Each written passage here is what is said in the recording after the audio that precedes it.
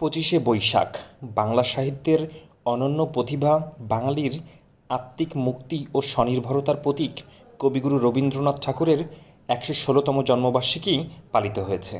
দিনটিকে উদযাপন করতে সরকারি বেসরকারি বিভিন্ন প্রতিষ্ঠান, সামাজিক সাংস্কৃতিক সংগঠনের পক্ষ থেকে ৩ দিনব্যাপী নানা কর্মসূচি গ্রহণ করা হয়েছে।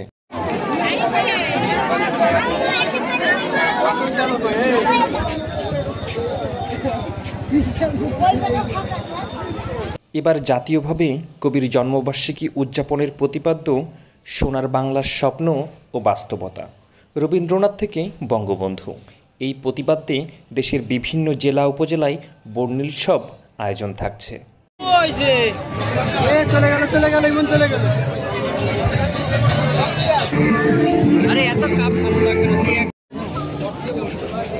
কবিগুরু রবীন্দ্রনাথ ঠাকুরের ১৬৩তম জন্মবার্ষিকী উপলক্ষে কবির স্মৃতিবিজড়িত খুলনার ফুলতলা উপজেলার দক্ষিণডিহি রবীন্দ্র কমপ্লেক্সে জেলা প্রশাসনের আয়োজনে থাকছে ৩ দিনব্যাপী কর্মসূচি।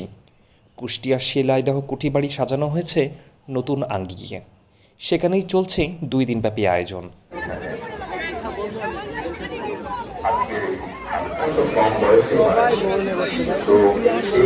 গান, কবিতার আসর ছাড়াও থাকছে রবীন্দ্র মেলা।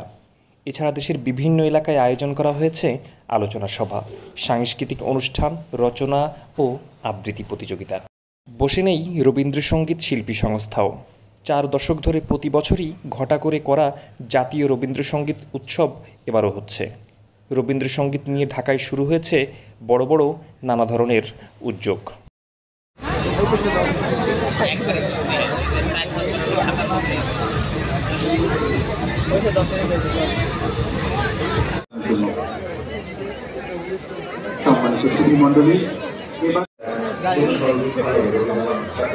রবীন্দ্রসঙ্গীত নিয়ে ঢাকায় শুরু হতে যাওয়া এত বড় উৎসব বাংলায় আর দ্বিতীয়টি নেই।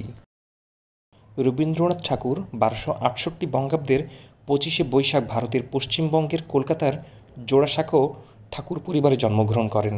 তার বাবার নাম দেবেন্দ্রনাথ ঠাকুর, মা শারদা দেবী সুন্দরী।